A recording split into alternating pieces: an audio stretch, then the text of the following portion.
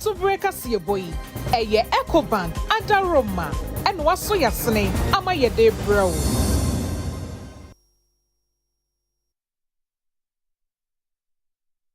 Yamamu nyina ha emma kwaba United Television so eni promo acto omemu nsembre aso enu ne yaboabo no sekase a ye de emma mo na dohwe bako enteme bekwa goprama so ne de aka ensemfofon ede ni nyina ama mo sekase yamamu nyina akwaba aseda wo makame hwen ye de ma this way chocolate drink de ohia hey enso hie koko papa ena ye de aye special ice ensuo e wodwaso ena special drinks e boni chidom efie bia ehia bi musua bia enchemfa esanse ne bo edda form na best point savings and loans and best assurance sika hudwa ani sika pa won hyehye enu ne ye ede ma odachi enwekwe ekra emu ye de nsam no emma na kasia ye de eba channel 360 DSTV shay na etie ensam no bi ewo ho de oba beti no ebi enie omampanyi John Dramani Mahama ede kokobo emma se ensam a ye de baba bonten a enya papa ne betum nchen misinformation disinformation no yenhwe se betumi atwe ho afi na Ghana kra de ye bebo dawura ebe papa ne beboa amaka bimam ka bi aye adwuma no eno ene ye betam ede abo ye bo abinfo bi atwasiem ewo premantem ato adwen ede afa galamse anamo a oman no ebetumi atu ede abre ano ase eho na yeko jampo kromo manfo na no dem de woka nyina ene se akyechefo ni ho a obeche nkoda na de amma enkoda no adesua ene wo monkan ko no aka achi pa ensem no pi eka we hu a bede bema wo ewo kasie emu obahima afiahye me ena mesomo yentie ensem no enhyemu die bi akoso ewo Paris na ase na omampanyi John Dramani Mahama edi tu dwase o my Ghana ye betwa ntoma esiebo na kemam ka bi ede ye adwuma yakoso anyin ewom na ehun hihye mapanyina nso ede guakwan so eyie afi ebada ubo se ye ka ensem ede ache wiase na ye bodero na ye ntoto mpapa so ye beka no krese de ese na efata eno ene ede bebo yasene. This gathering has reaffirmed the profound truth that information integrity is not merely a media concern. It is a matter of national security, economic stability, and democratic survival. We've heard powerful voices reminding us that access to reliable, verified information is a fundamental human right and a prerequisite for peace, justice, and sustainable development. This conference has talked not only about tangible outcomes have emerged, including the endorsement of the Paris Declaration on Multilateral Action for Information Integrity and Independent Media, reaffirming our collective commitment to free, independent, and pluralistic information ecosystems. It has also endorsed renewed political and financial commitments to replenish the International Fund for Public Interest Media, targeting 130 million euro between 2026 and 2028 to support independent journalism worldwide. The establishment of a consultative committee to enhance coordination among states, civil society, and the Forum for Information and Democracy. And also, above all, a shared understanding that the defense of truth must now be a sustained and collective endeavor, transcending national and institutional boundaries. I'm pleased to announce that Ghana has formally decided to assume full membership of the Partnership for Information and Democracy. This decision has been officially communicated through the appropriate diplomatic channels, affirming Ghana's unwavering commitment to the principles of transparency, accountability, and open governance. Our landmark decision sends a clear message to the international community that Ghana remains steadfast in advancing the frontiers of freedom, upholding the rule of law, and serving as a nation that promotes democracy and good governance. Na omampanyi John Dramani Mahama ya no wosan echem se ebase ye kasa na kasa ye ka anabibia ye na montuom no nokra bede dia eni kwanse ye hwe kwanse de obofo nko adwumadie mu ene ye nka nokre o se oman ma afenwekwa kese ne nketoa bibia mu e wo se man nokrodie ehia yen pa ekoba nse beboa ye e we kebimam kebia memu emu. I'm proud to declare that Ghana will become the first African country to make a financial contribution to the International Fund for Public Interest Media. This gesture reflects our conviction that independent journalism and reliable information are indispensable public goods. The time has come for all of us to translate our shared ideals into tangible action, to demonstrate genuine commitment to supporting public interest media and safeguarding the integrity of information. Together, we must work to win the global war against misinformation and disinformation. We leave this conference reminded that disinformation is not an abstract issue. It is shaping elections, it distorts public health response, it fuels conflicts, and undermines the fight against climate change. A decade after the Paris Accord, falsehood continues to erode public confidence in science and policy. If we're to build a sustainable planet, we must also make an informed public. Likewise, the dawn of artificial intelligence has transformed the information landscape. While AI offers immense opportunities for innovation, it also amplifies the risk of misinformation and economic disruption. Deep fakes, synthetic media, and algorithmic manipulation are reshaping what our societies perceive to be the truth.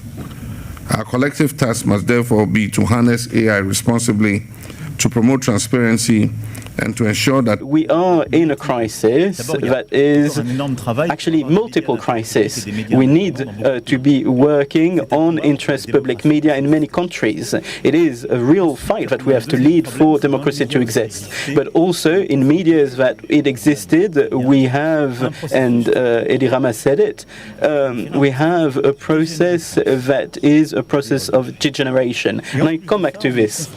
And we also are faced with interference, foreign interference. And that's Akwani akwantimponso afo no abukwa me governance agboja e de to dwa se kaso ade winiba afa Cape Coast kwantimpon no e wo se NCC ekoso enso manfo bi keka se o aban na bunani aguso wayi o mama enya de NCC ne bekoso se enye no kre setie bia aban behwe wo twanani e de aye. The Kaswa Winneba Road is a critical segment of the National Route 1, which links Volta, Greater Accra, Central and Western regions. Current program. The road has been awarded under contract entitled Rehabilitation of and Upgrading of Akoti Junction, Winneba Runabout, 12 kilometers, Lot 1. Rehabilitation of and upgrading of Akoti Junction, Winneba Runabout, 12 kilometer to kilometer 30.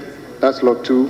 Rehabilitation and upgrading of Kaswa Winneba, kilometer 30, and then that's Lot 1A, construction of interchanges at Sapato, kilometer 1 plus 500, Bujumbura, kilometer 3 plus 200, Ewutu Breku, and then kilometer 7 plus 200, Akoti, kilometer 9 plus 800, and 3 footbridges. The fourth one, rehabilitation and upgrading of Kaswa Winneba Road, kilometer 30, Lot 2A, the construction of interchange at kilometer 15.9, Union Market, and then kilometer 18 plus 900, Potsin, and then Twin River Bridge at kilometer 22 plus 900, Ocheko, and then 3 number footbridges. The contracts commenced on the 29th of March 2024 for completion on the 29th of March 2027. Progress of works are as follows, Mr. Speaker. Estimated at 57, 52, 70, and 69 physical completion. The contractors are on site and working. Mr. Speaker, as a matter of record, the contractor has never stopped work and has never slowed down. The contractor is one of the few that have kept working despite the situation we have in the country prior to the election. So, Mr. Speaker, the contract has never stopped work or slowed down.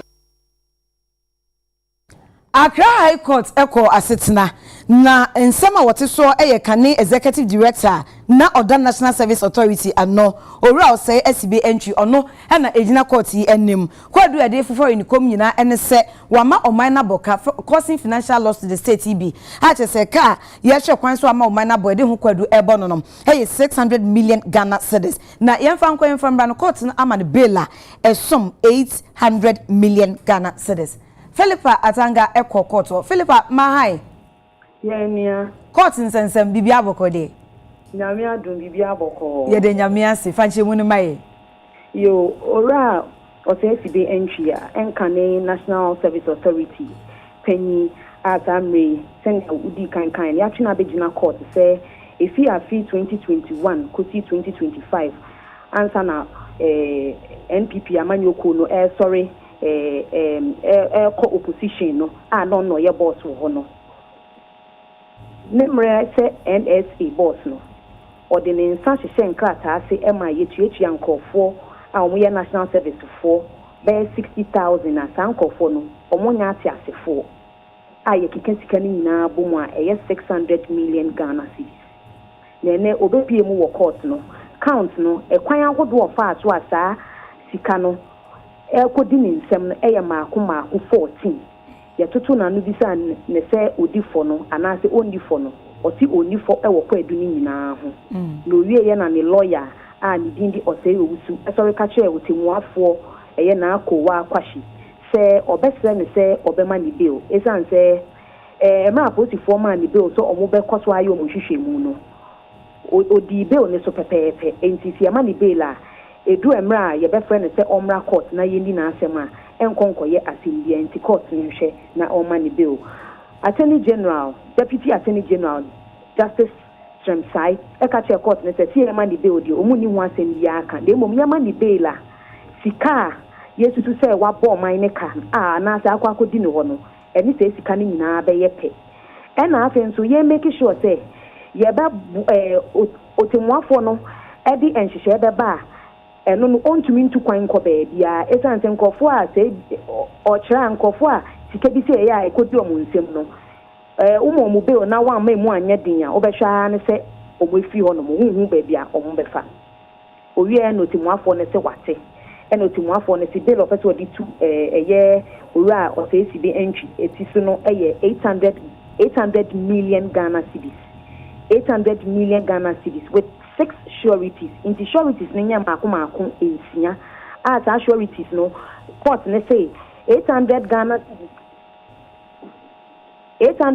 cedis bill na ye dia 800 million cedis bill na ye dia tu ni tisu no omonya short omudi ejapade beba besi ano a esom sa 800 million no eso ye wie nso a court ne san share say immigration for make sure say baby biara ye fa edifi oman yi mu no o right be entry ontumi emfa ho no mo eno dan chen a ye so onfa ne passport enko dan eye court ni registry na afen so every first and third Wednesday of every month onfa ne ho enko kire aposifo na eno dan chan ni sureties nso mfa omo ID card enkoma court ni registry na nyame ya adoma 2nd December omo nsan emra court na ebedu ho no court ne se opese kwadubofo no omo ka to omo de be kan nsem ni nyina no omo be kika abomu no omo de abetu court ni nim enti sa media bill da ura o say ti be entry ti so no 800 million Ghana cedis with 6 wa meeting bill condition no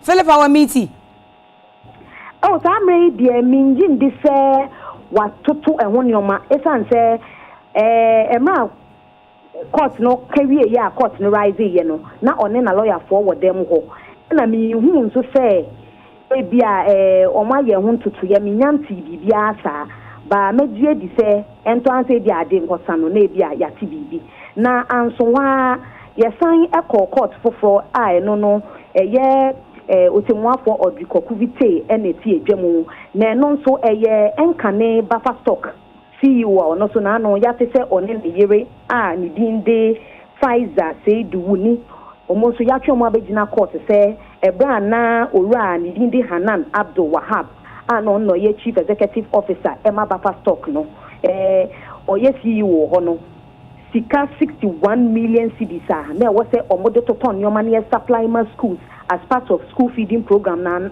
nhehye na ewo ho no se sika na kwa kodi ni nsem ono so ya toto ono na yire na no ama omo so se kwadu aide abom no omo ndi ho fo na ansa na call ne beba ma pia ba abonten no na omo lawyer a ni dindi Joseph Pemka ejina ne nanso a all se court ni mo bill enti se court ne beji bill na tum so onji ntum no bigidi se call no mewie no mekwa mehu bebia eno so akwa akosi Philip ebe ma omoni adwumafo ani di nsem na chi de bepiem bia na ode amaye Yamani before Philip Atanga and the court in some ebre yanko and some from emum edom kuma won ba shebedwam editor omampanyi John Dramani Mahama nim se and many ya Brim Central MCA Owura Solomon Kusi Brakon won hwe so betumi aye ne munhwehwemu esan so mususu se ne ho bon galamse bia ekoso e won potembo no emu. The minority caucus in parliament is scandalized by the admission of the municipal chief executive of the Brim Central municipality, Solomon Kusi Brakon, that illegal miners were fined various sums of money for illegally mining in the Achimodan environs and released to continue their illegal activities. This was after some of these illegal miners who described themselves as NDC branch executives had cause to complain because the same MC who took monies from them directed the National Anti-Illegal Mining Operations Secretariat, NAMOS, to their site to burn their equipment. After newspaper publications attributed its source to a leaked tape from an NDC platform, the MC held a press conference and confirmed that it was the municipal finance officer who took the money, obviously an acceptance of his deed, as legal fines for the illegal activities of the miners, and went further to show receipts to that effect. The minority is questioning why His Excellency President Mahama's representative in the Brim Central municipality, which is Achimoda, will defend the imposition of a fine for an illegal activity, which is galamsey. With all its devastating effects, why will he still compromise on the president's supposedly avowed interest in fighting galamsey? Section 46 of the Minerals and Mining Act 2006, Act 703, states that any person who contravenes the act or its regulations commits an offense and is liable to a fine or imprisonment. The court determines the fine or penalty. We in the minority can now say of a fact, and this is a fact, that the MCE is engaged in ultra-vires. When the MCA attempted to show the purported receipt to the cameras during the press conference, some of the observations were made. The receipt book number 03729141, date of payment September 25th to 2025. Payer's name Vincent Sejara, amount collected 15,000 cedis. Receipt examination. Each receipt sheet has an original and two duplicates with different colors of printing. Original receipts typically have light blue or green color, while duplicates are pink and off-white. All this indicate inconsistency. And in fact, we believe that these were receipts that were just made by the MC for his pocket. The MC's actions and presentation of the original receipts suggest an attempt to cover up alleged extortion. The fact that the original receipt was still in the booklet despite allegedly being issued a month prior to the press conference further supports the notion that the MC is trying to fabricate evidence. It appears that no receipt was actually issued to the payer or the payers, as we have been told, or as emphasized by one of the miners, and the MC's explanation is inconsistent with standard receipt issuance and practices.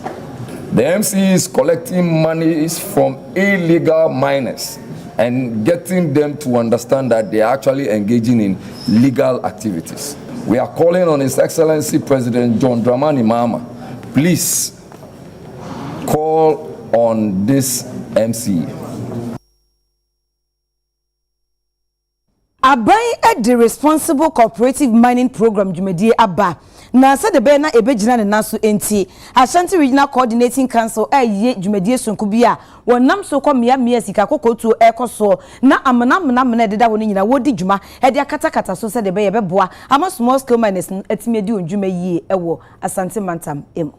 aban edin hyehyɛ bi aba sɛ be ya amanfo betu sika kokko anasa agudie ɛwɔ kwan pa so ɛno ɛna ɔmato no din responsible cooperative mining initiative ɛnam so ama obepie mu wɔ asantemantam a ɔmayɛ nkyerɛkyerɛ bi ɛde ama ɔmo a ɔmo edi dwuma yi na yɛ minerals development fund environmental protection agency afi national security ɛna afi nadmojumeko ɔmo nyinaa kan bom a ɔmo ɛboa sɛ be ya omo ye small scale mining ewo baby omo tu agudie bia no ometima fa kwan papa so etu na omo wie so a na ye frɛ no sɛ ye siesie anase ye kata amena no so no omo etimi afa so aye na mra nkyerɛkyerɛ ɛkɔ so no ɛna presidential staffer Isham Alasa ɛne nsɛmtwerɛfo ɛkasa a ɔde nsɛm sei etu edwa ohwe ye mampanyina na niso ade hunu ne sɛ former agudie a manfo tu no Ghana mamu ha no sempo emo moto ɛsɛ omutu no mutu ni uhwe yasante mamu ha ye kwaye no asɛ yensu ano so asɛ de yɛsɛ ɛbɔ saa nneɛma we nyinaa ho ban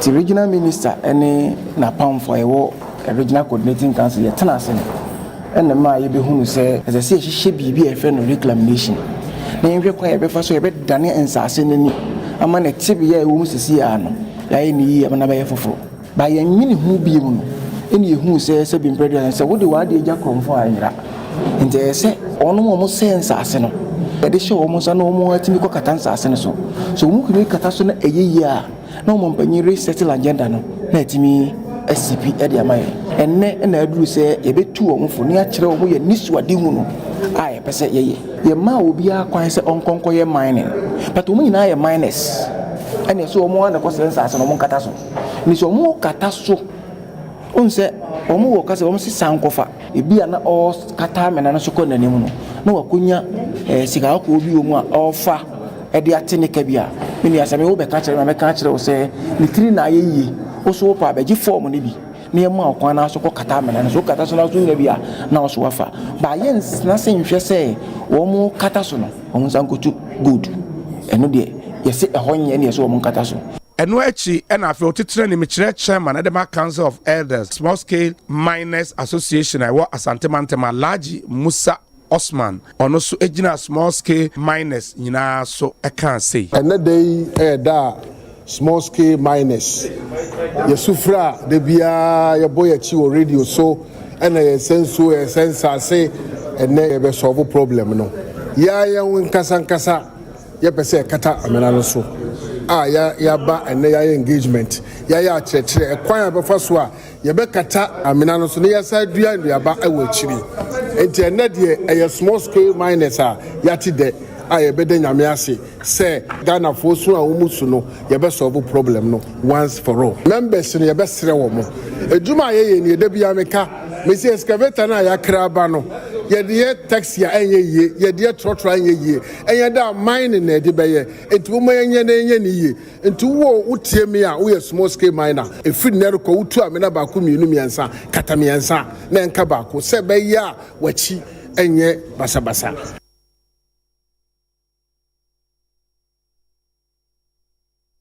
Network for Women's Rights in Ghana.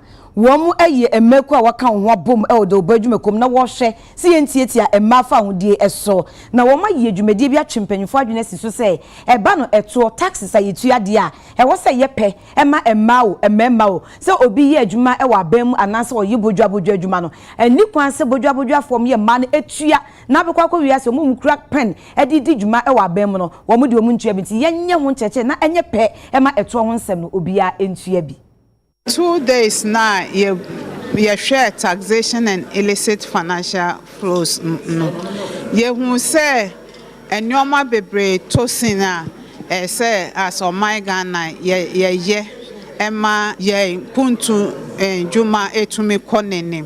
And you share taxes, for instance, so we share tax in general. Obeka say, oh. So we are Bema, we are bar, Obia to me a day, tax pepe. But ya young Shishemwe who say, though policies no bias towards a man and man. So Casa Wushemu Baku biases. For instance, in himself, VAT a consumption tax and it's gendered because Sewukoto are dear. Na yet VAT. Me fan say, me koto India ne ho nyoma na se bia wo say ma to ne more sen emema nti say ye tua tax na then e man na e betua sa that kwan no so no enye man pe ba the vulnerable the poor nti ne say me was ka na me koto me fan say milk katina tax a metua wo so no ne obi okoto ne ba ko obetua na at the end of the mia metono bulk no nti we mu nyina ye nneoma ese ye den ye hwe da bia so ye kan say ese ye expand yen tax net no na ye kan na ye de yeni ekodi informal sector echi ba ne ye kan say ye pese ye expand ye tax net no na ye de informal sector ne kan wa ma ye treat omo nyina say ade ba ko because enim say of course informal economy ebinim wo mu a omu nyeska pa ba omu ntua tax ba bebre so a emu titiri ye ma no omu wo mu no edwuma omu ye ne edwuma enketenkete a emfa sika bia ma ntine say ye di omu ba tax net no ma ye make sure say kan ye ne omu ko ho ne ye be categorize informal economy no ama ya over bed omu na ye be yes measures so a social protection measures a e be safeguarding and man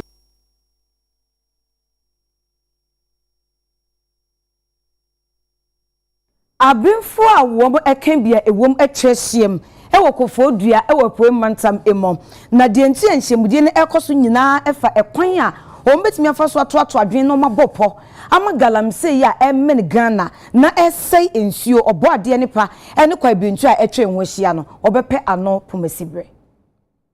I want to believe that we would say we went, we discussed, we brainstormed, and we came up with some suggestions that we would continue to work on to ensure that for once we bring a solution or we find a solution to this problem that is destroying our country. Galamsey is a threat to our very existence or our human life.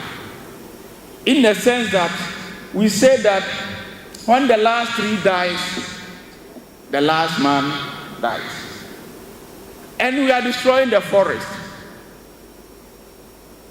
So when the last forest is finished, it means that our very existence has also come to an end. In the same way, we say water is life. And Galamsey is destroying our water bodies, polluting the waters. Recently, I think in central region, some water stations were closed down because of Galamsey. And we are even afraid that very soon we'll start importing water. People are doing this out of greed. They know the dangers, but they still do it. It's greed. And I think mobilizing people to find the solution. The crisis is now beyond one person's handling it or leaving it to a particular group, the political class that we have all been mentioning. It needs a stronger hands and a collective collaboration. We should be bold to tell the political class that, look, you hold the key to the solution. Somebody mentioned the partisanship. The key, make it the political class. If you say partisanship, then we are going to have the names and P and the C, CPP, co-mininis. But call all of us the political class if we really want to stop this menace. Every law in this country comes from this political class. So why can't we, as the political class, say, look, this thing we must be determined. Crime and social vices and threats to human health. The issue of Galamsey has gone beyond the devastation caused on land and on water bodies and has become a major threat to our very existence.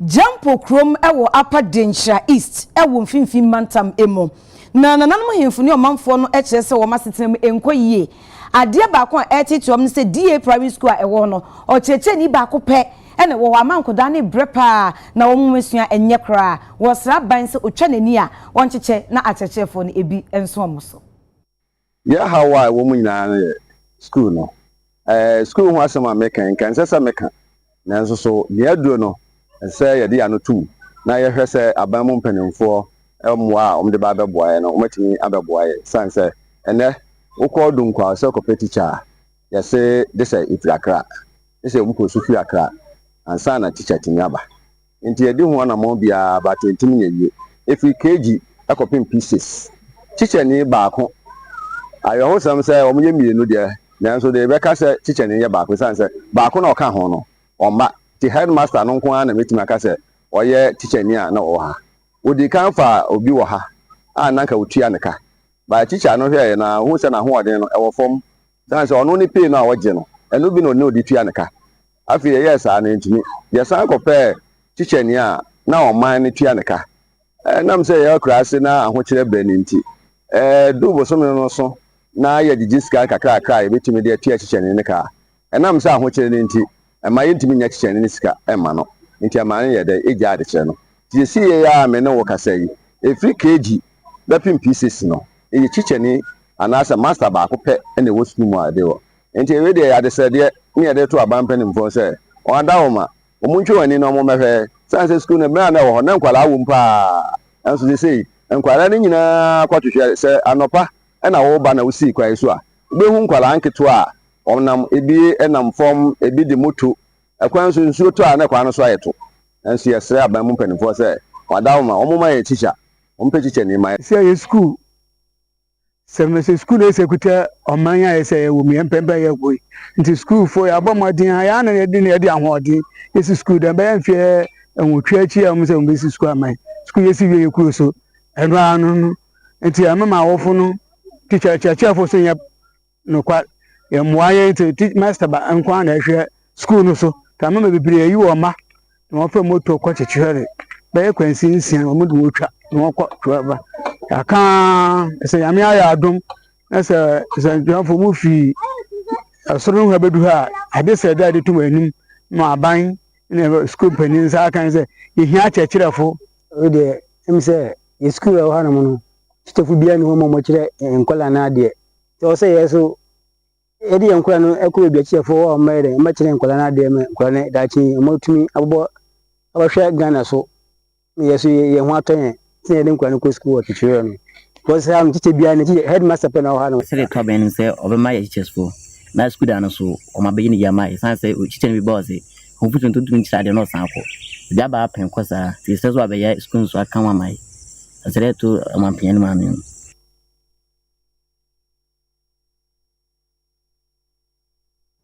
video bi enenam social media o soja ni tintin gram na ne buofuei yenya no na chese pharmacist won sibam no na hwede e ko baba akoso de omanfo si na den na esi soja ni senka obi anya ni hwio ebufuo no etesenya na den na aba enti ye komukom na chese edin a etodwa eye warrant officer class 1 Mensa Williams Ghana Air Force na owo achese no kwade bebi odi ni juma no or office of the chief of staff e wona ma ne bo no echese odi ni juma esan de okoye ye enti military police ache no yankwa homa no so ne ni opanyi ba kwa waben obambon nsam emo security analyst ora Emmanuel Kutin entwetwe video yi ehon enkomo opanyi Kutin UTV so ni mahai menu amedio so metia etifo nyina sewe meni etiefo ni ahwefo nyina yenso yeje so wadaroma video yi wahu bi that's why meho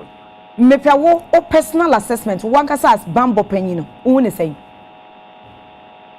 Obroni Bekase is so despicable. Idea soldiers should not be engaged in. Said there are standards around the sale of medication. And to under certain circumstances, a college cannot devour Munchi because Mudi two are why no best Amano. And who say Chrome Hanso Boniaba Kupa, who named the Pocronedy Bruno Aye. And it's also to this. nti ebufu ana soldier no di ye the oye ye is very unfortunate. Now, adeɛ baako na as a country, the mental health of our troops. Do we have help for them? Ubehun se nipa 90 kama ebiana or here mbwa in the area of mental health. Ushe ya soldier so especially Burma camp, it's not good at all. So how be I'm not speaking to defend what the soldier did. Assault of any form is condemnable, especially on a woman. Also, almost asem nipa nepa asem. Oba oko Taxation no. Let the former provost of the military police, Brigadier General and Osha General Windia, he's a disciplinaire. He's one of the disciplinaire you can find in the military. So for such an activity to happen, I say Yambo military so about to own so much swiftly, I release a press statement. And Osha the soldier we are. I will hope the report in the and the buoy and Ebimu reported just last week. I was Mr. Camp, which social media guy. This is soldier phobia for Suno Ebu on in the year.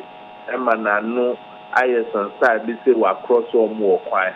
Into the sense of entitlement of your soldier phone, so we have to look at it, and it goes at the core of the training we give to this personnel. Being a soldier doesn't give you the license to assault anybody. Adeba Kusa as a country and say, let me say, you better not soldier for or duty or need duty and not have a uniform, not the intimidating people. So, military as an institution has to also look at those things. Meaning, say the current CDS is somebody who is a disciplinaire, is a no nonsense person, and Osha, the chief of staff, and so on. Laka is another disciplinaire, so I'm not surprised say Omar are arresting very strictly, and I know say they will take him through the military marshal. At the same time, the criminal cases can go on simultaneously with our police as an institution. So it will be a two-way investigation here. Obviously, the military court martial. At the same time, the military police, when they, after investigation, they find out that he's culpable of any offense, they can hand him over to the police and he'll be dealt with. He's a WO. And we share the way of recruit more experience ye passing many of even the senior officers. Because the senior officers said it's academic qualification Omudiba. WOs, or rising from constable start to be there withdrew. I'm even surprised to obey more. And more shocking, they say, what the office of the chief of staff of the president. And I think that if we have characters like this around our seat of government, then it's not safe for everybody. And elements like this are security threats to our very security architecture. About. So I'm praying to say the military for once will not shrew this guy. They'll set him as an exemplar. Number military officers normally say they are no laws unto their own self. Also, training they are supposed to exhibit the highest standards in terms of ethics and professionalism. Instances be akokoso to say the okay say obi aka say soldier for ato ahye one na ire so abo mo enye de di nkani a ye ti bibi sei ana ye hu video bi ati sei say ye hu bibi sei a ebema omanfo ye gidie ewo security ti say military mu akosen na omu image crown affected. So you see, one mistake we are also doing as a country, mistake. It's difficult to see a military personnel on our streets. Okay. But to see military for Daniel Mutusomu police for when they are internal security operations, na use okay. And see, Omo Abel some some contact with the civilians. So they tend to behave as if they are above the law. Sometimes who had tension even between the military and the police are so superior be. And the way you know, yes, security architecture policies, how we deploy our military personnel. So it's a conversation we have to look at. It should be at the extreme stage. A police won't mean your and we'll call the military at the last minute. The kind of operations here, the police and military for a boom. Now, Omuye Ejumano. Also, almost a police force, and they feel that they can do certain things and go away. But within the military, you can do that. And I think that if not for the CCTV in that pharmacy, in some way, empty about it. It is you say against one word against the other. And the Messiah say, we as citizens, need to be vigilant when you see a military or even a police officer or even a civilian assaulting another person. It's against our law. So we have to be citizens and not spectators and try to take incidents of that thing by way of video. Social media about these crimes within the system. Orakuti yenshe bibio. Wom train na yedi mom no ensesa bam kakra ebeboa ana entonko so nyese ya o hwe obambo hwehwe nu wonwa training na omudi mom no that's the standard you can find everywhere. Even if you look within Africa, the standard no was stroke kakra. Okay. It just that Sabia mensa bi wom and that's our mental health issues are obia name. And sometimes you can be overwhelmed by work. Sometimes these high pressure things can lead to the and things like that. Because a trained professional military officer at the status of a W, and yet so on even when people are trying to calm him down, everybody around. So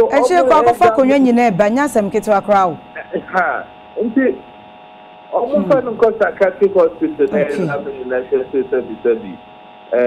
or how be no one. And yes, some I can be able to say I took your phone in meanwhile, they are very disciplined soldiers who go about their duties very professionally. So me, they say it's about the training.